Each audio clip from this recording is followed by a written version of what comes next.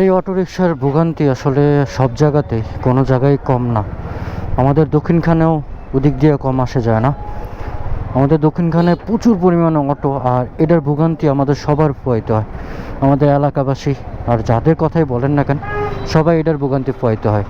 তো that's why আসলে আমাদের এলাকাবাসীর পদক্ষেপ যদি আমরা না নেই, এলাকাবাসী হয়ে আমাদের এরকম সারা জীবনই ভোগান্তি পোহাইতে হবে।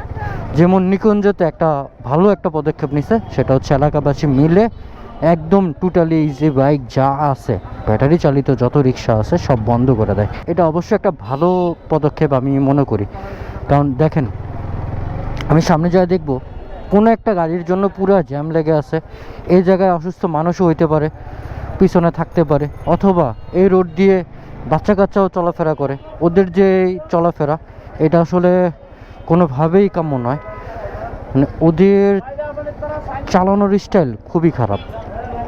আপনার শরীরে লাগাই দিবে অথবা পায়ের উপর দিয়ে উঠাই দিবে, এরকম একটা সিচুয়েশন আমরা পড়ি। এর সাথে তো আমরা বাইকার অথবা অন্য সব গাড়ি, প্রাইভেট কারও হইতে পারে, ওরা কি করে দুই সাইডে দুই জায়গা দখল করে রাখে। দ্যাটস ওয়াই আমাদের একটা গাড়ি যা চলাফেরা করবে এরকম কোনো সিচুয়েশন থাকে না। সো এই ভোগান্তির কথা আর কি বলবো, এটা বাদই দেই।